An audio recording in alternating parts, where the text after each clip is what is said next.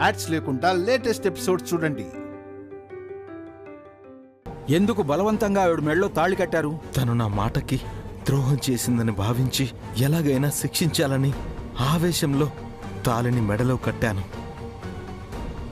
కానీ ఆవిడే మీకు శిక్ష విధించింది కదా, అంతే కదా? చెప్పండి, అంతేనా విరాజ్? మీ భార్య మూలంగా మీ ఇంట్లో వాళ్ళకి ప్రాణహాని ఉందని ఆవిడ మీద అభియోగం మోపబడింది.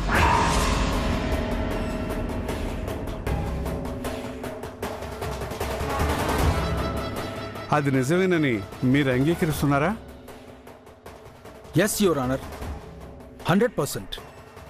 వీరి కుటుంబ సభ్యులు ఈవిడ నుండి ప్రాణహాని ఉందని ఫీల్ అవుతున్నారు కాబట్టి విషయం విడాకుల వరకు వచ్చిందని నేను మీకు తెలియజేసుకుంటున్నాను. ఏంటమ్మా ఇది? చైత్ర వల్ల మనకి ప్రాణహాని ఉండడం ఏంటి? ఇలా తప్పుడు వాదనతో ఒక ఆడపిల్ల మీద నేరారోపణ చేయడం ఏంటి? తప్పు చేస్తున్నారు. ఆనంద్, తప్పు చేసిందెవరో, ఆ తప్పు వెనకాలన్న తప్పుడు మనిషి ఎవరో జడ్జి గారే తేల్చి చెప్తారు. ఆనంద్, లాయర్ గారు అడిగిన ప్రశ్నలకి ఏ సమాధానాలు చెప్పాలో అవి మాత్రమే నువ్వు చెప్తే సరిపోతుంది. దయచేసి అంతకు మించి ఏదీ మాట్లాడొద్దు, ఆలోచించనవద్దు. మా అక్క వలన ప్రాణహాన, అది వీళ్ళక? చిచ్చి, అసలు వీళ్ళు మనుషులేనా? ఎలాంటి నిందలు వేస్తున్నారు మా అక్క పైన?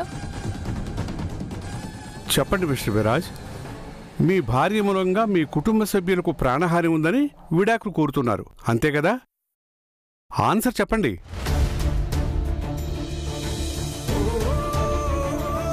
కోర్టులో నా మాటకి విలువ దక్కితే తల్లిగా తిరిగి ఈ గడపలో అడుగు పెడతాను.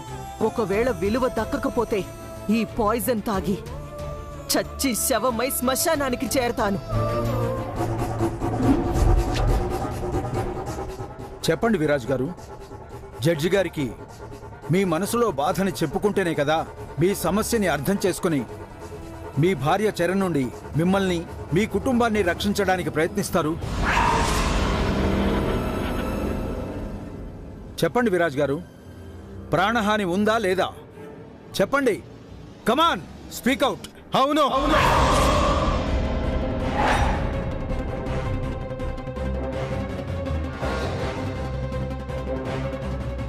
తను నా భార్యగా ఉంటేనే ప్రాణహాని, కానీ తన వల్ల కాదు. ప్రాణహాని ఉందని చెప్పిన తర్వాత ఇక ఏ మాట చెప్పినా ప్రాణహాని లేనట్టు కాదు విరాజ్ గారు. అది యువర్ ఆనర్, విరాజ్ గారి మాటల్లోనే స్పష్టంగా అర్థమవుతోంది. భార్య మీద ప్రేమ ఉన్నప్పటికీ ఆ ప్రేమ వల్ల కుటుంబాన్ని నష్టపోవటం ఎవరూ అంగీకరించరు. విరాజ్ గారు కూడా అదే విషయాన్ని సంక్షిప్తంగా చెప్తున్నారు. యువర్ ఆనర్, ఇక నెక్స్ట్ మీరు పర్మిషన్ ఇస్తే విరాజ్ గారి కుటుంబ సభ్యులను కూడా కొన్ని ప్రశ్నలు అడిగి సమాధానాలు తెలుసుకోవాలనుకుంటున్నాను. ప్రొసీడ్. విరాజ్ గారు, మీరెళ్ళొచ్చు. మళ్ళీ అవసరం అనుకుంటే పిలిపిస్తాం. సహకరించండి. Thank you.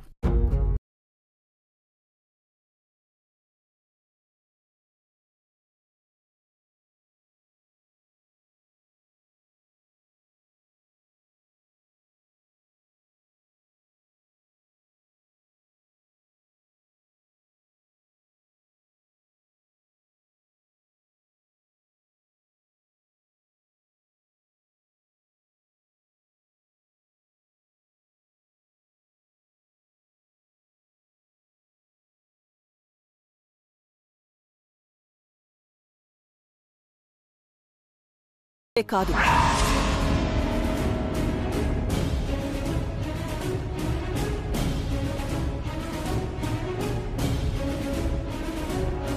అమ్మా, డివోర్స్ కేసు నడుస్తుంది కానీ ఇంకా డివోర్స్ రాలేదు కాబట్టి మీకు ఇష్టం లేకపోయినా ఆవిడ మీ కోడలని ఒప్పుకోవాలి, తప్పదు. సో ఇప్పుడు చెప్పండమ్మా, ఆవిడ వల్ల మీకు నిజంగా ప్రాణహాని ఉందనుకుంటున్నారా? ఉంది. ఈ చైత్ర నా ఇంట్లో ఉంటే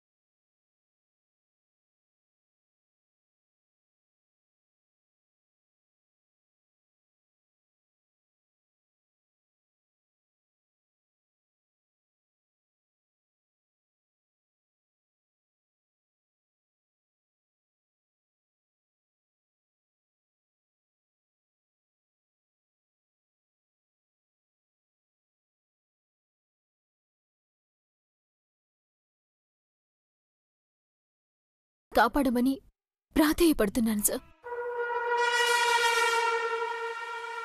ప్లీజ్ సార్, ప్లీజ్ ఆపండి.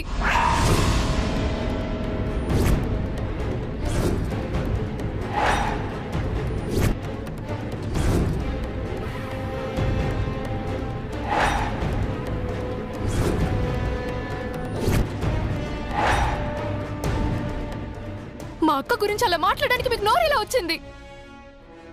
ఒకరి ప్రాణాలు తీసే బుద్ధి మీది కానీ మా అక్కది కాదు.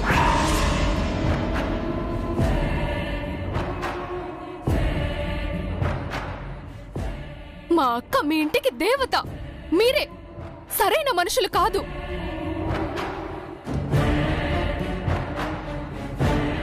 మీరంతా కావాలనే రాక్ స్టార్ ని మా అక్కని విడదీయాలని చూస్తున్నారు.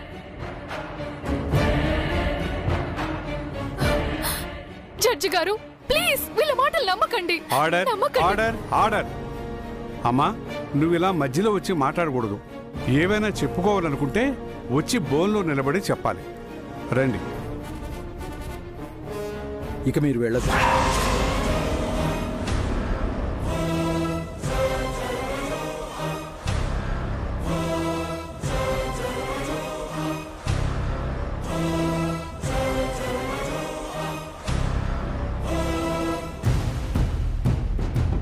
అసలు నువ్వేం చేస్తున్నావు? నీకేమన్నా అర్థమవుతుందమ్మా? చైత్ర గురించి ఇలా తప్పుగా ఎలా మాట్లాడగలుగుతున్నావు? అత్తయ్య, అసలు నీకు మనస్సాక్షి ఉందా? ఇలాగైనా ఒక ఆడపిల్ల గురించి మాట్లాడేది? ఏంటి స్మైలీ, నీకు కూడా ఏమైంది? నువ్వెందుకు చైత్రని శత్రువుగా చూడటం? క్షమించండి, లాయర్ గారు చెప్పినట్టు చెప్పకపోతే తప్పు కదండి. అత్తయ్య గారి ప్రాణాల కోసం నా ప్రాణాలు అడ్డేస్తాను. అలాంటిది ఒక అబద్ధం వాళ్ళైనా చెప్పండి. అంటే అబద్ధం అలవాటు లేకపోయినా అత్తింటి క్షేమం కోసం తప్పదు కదండి. ఏంటి ఆనంద్, ఇది అబద్ధమే అయితే ఇప్పుడు ఏమైంది చెప్పు. జడ్జి గారి ముందు ఆ చైత్ర తల్లి అలాంటిదని చెప్పుకొని ఇంటి దగ్గర పోయిన పరువు సరిపోదన్నట్టు ఇక్కడ కూడా పోవాలా? జడ్జి గారు, వాళ్ళు చెప్పిన మాటలేవి నమ్మకండి సార్. మా అక్క చాలా మంచిది సార్. ఎవరికి చిన్న హాని కూడా తల పెట్టదు సార్. అలాంటిది ప్రాణాలు తీస్తుందని ఏదేదో మాట్లాడుతున్నారు సార్ వాళ్ళు.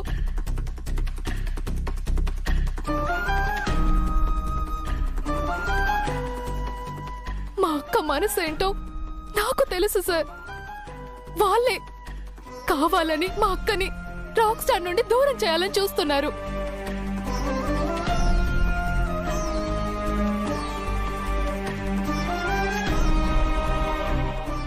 వాళ్ళిద్దరూ ఒకరినొకరు ప్రాణంగా ప్రేమించుకున్నారు సార్. రాక్ స్టార్ బలవంతంగానే కోపంతో మా అక్క మెడలో తాళి కట్టాడేమో గాని ఆ కోపం శాశ్వతం కాదు సార్. ఆ కోపం వెనుకున్న ప్రేమ మాత్రమే శాశ్వతం సార్. ఆ ప్రేమే సార్ వీళ్ళిద్దరి మధ్య ఉన్నది. దయచేసి అర్థం చేసుకోండి, వీళ్ళని విడదీయకండి సార్. మీకు దండం పెడతాను సార్, ప్లీజ్ సార్.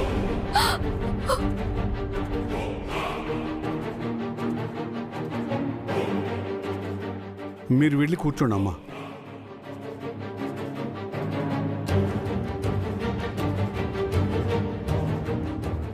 చైత్ర, నీ మీద మోపబడిన అభియోగానికి మీరిచ్చే సమాధానం ఏమిటో కోర్టుకి చెప్పగలరా?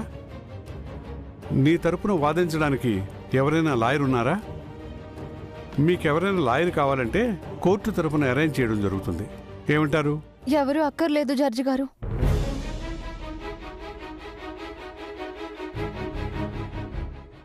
నా గుండెల్లో బాధ నా గుండెల్లో ఉన్న మనిషికే తప్ప ఇంకెవరికి అర్థం కాదు.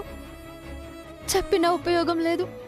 నా మెళ్ళో ఆయన ద్వేషంతో తాళి కట్టినా ఆ ద్వేషానికి మించిన ప్రేమ ఆయన మనసు నిండా ఉంది.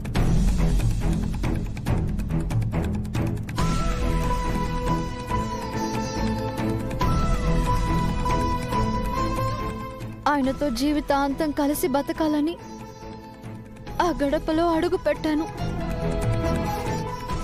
ఆ ఇంట్లో ఉన్న వాళ్ళెవ్వరికీ నేను కోడలు నవ్వటం ఇష్టం లేకపోయినా నా బలవంతాన నేను అక్కడే ఉన్నాను. నా భర్త మనసుని గెలుచుకున్నాను. అది గిట్టని కొందరు ఆయన నుంచి నన్ను దూరం చేయటానికి ఏవేవో అబాండాలు నిందలు నా మీద వేసుకుంటూ వచ్చారు.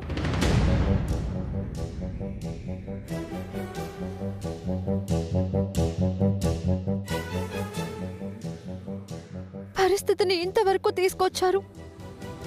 కానీ అన్నిటినీ భరిస్తూ నేను అక్కడే ఉన్నాను. ఎందుకు? నా భర్త కోసం. ఆయన ప్రేమకు నేను దూరం కాకూడదు అన్న ఒకే ఒక్క కారణంతో సార్. అంటే వారు చెప్పిన దాంట్లో నిజం లేదని చెప్తున్నారు, అంతేనా? అవును సార్.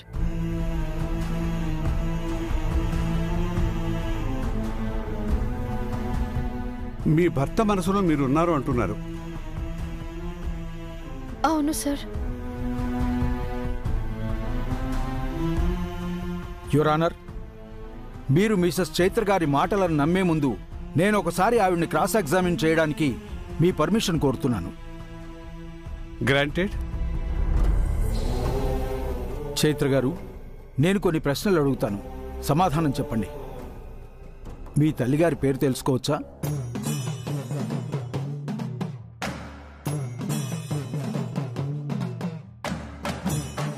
సీతారత్నం గారు. మీ నాన్నగారి పేరు? గోవర్ధన్ రావు గారు. ఆయన ఇప్పుడు లేరు. ఎలా చనిపోయారో తెలుసుకోవచ్చా? హార్ట్ అటాక్తో. చైత్ర గారు, మీ తండ్రి గారు బ్రతికున్నంత కాలం మీ అమ్మగారు, నాన్నగారు మీరంతా కలిసే ఉండేవారా?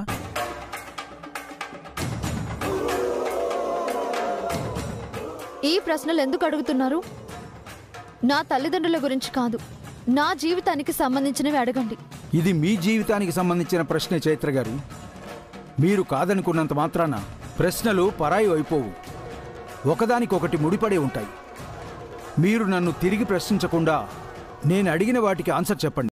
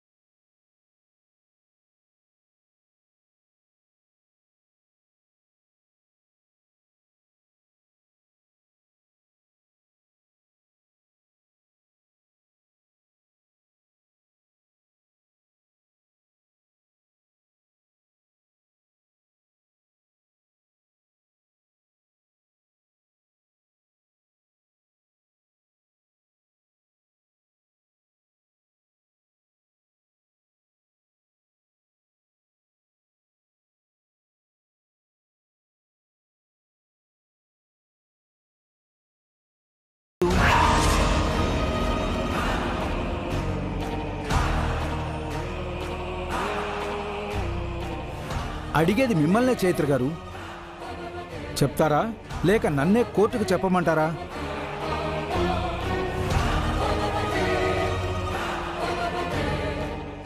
చెప్పండి. మీకు సంబంధించిన పూర్తి వివరాలు నా దగ్గర ఉన్నాయి చైత్ర గారు. మీరు నోరు తెరిచి చెప్పకపోతే మీ తప్పుని ఒప్పుకున్నట్టుగానే కోర్టు భావించాల్సి ఉంటుంది. చెప్పండి, మీరు చెప్తారా?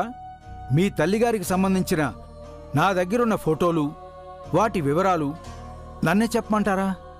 చెప్పండి చైత్ర గారు. Your honour. అక్కర్లేదు.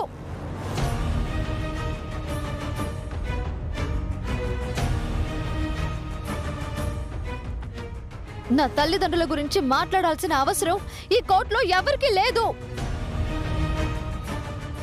ఇది నా జీవితం, నా సమస్య. చెయ్యని తప్పుకి నా కన్న వాళ్ల మీద నిందలు మోపి తప్పుడు సాక్ష్యాలు, తప్పుడు నిజాలు సృష్టించారు. దేనికోసం? ఈ కేసులో మీరు గెలవడానికే కదా. ఏం కావాలి మీకు? నా భర్తతో నేను విడాకులు తీసుకుని ఆ గడప నుండి బయటికి వెళ్ళాలి, అంతే కదా? జడ్జి గారు, నేను అడుగుతున్నాను, నా భర్త నుండి నాకు విడాకులు ఇప్పించండి.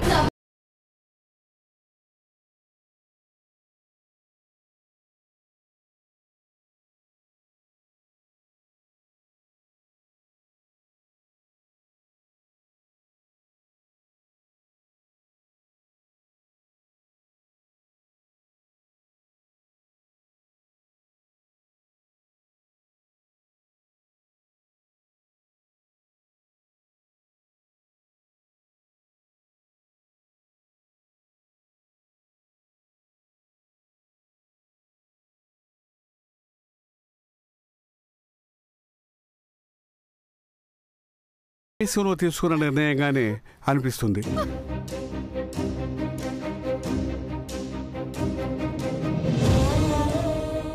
ఏం వివరణ ఇవ్వమంటారు యువర్ ఆనర్?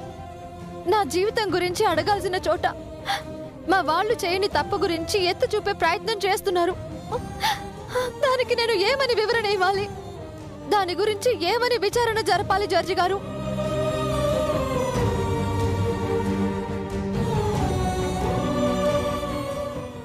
నా జీవితం గురించి నా తల్లి వ్యక్తిత్వాన్ని బలి చేయలేను. ఆ దేవతను తప్పుడు మనిషిగా చూపించలేను. అది నా వల్ల ఎప్పటికీ కాదు. చైత్ర గారు, ఇంతకు ముందు వరకు కలిసే బ్రతుకుతామన్నారు, మరి ఆ మాట? మనిషికి మనసుకి విలువ లేని చోట మాటకి మాత్రం విలువే ఉంటుంది జడ్జి గారు.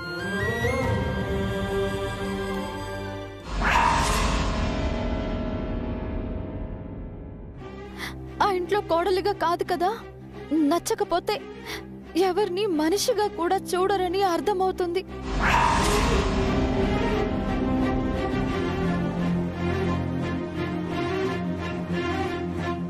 ఎంతకైనా తెగిస్తారని తెలుస్తోంది. వద్దు యువర్ ఆనర్, నా కుటుంబాన్ని తప్పుబట్టే ఆ ఇంట్లో నేనుంటూ నా వ్యక్తిత్వాన్ని చంపుకొని బతకలేను. వాళ్ళు కోరుకున్నట్టుగానే నాకు విడాకులు ఇప్పించేయండి.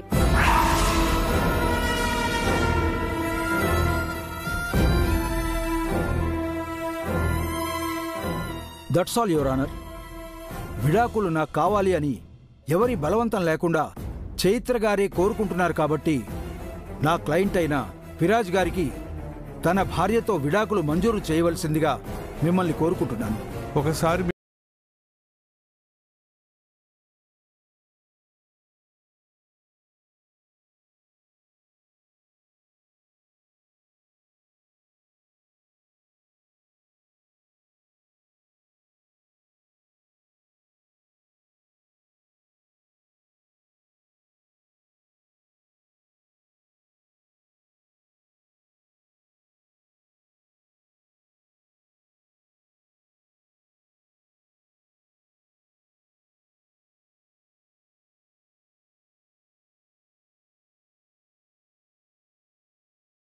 అన్నగాను తల్లికి బిడ్డగా కూడా స్పందించాల్సి ఉంటుంది.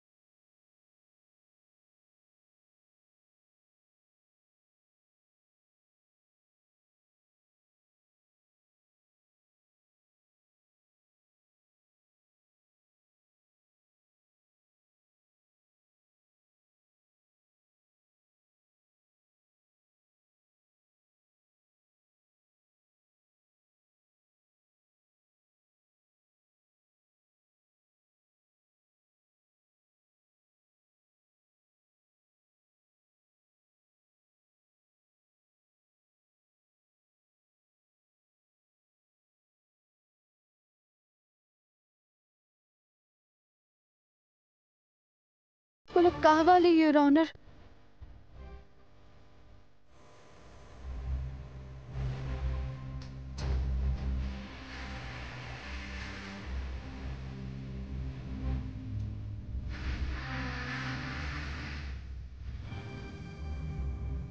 విరాజ్ గారు, మీరేమంటారు?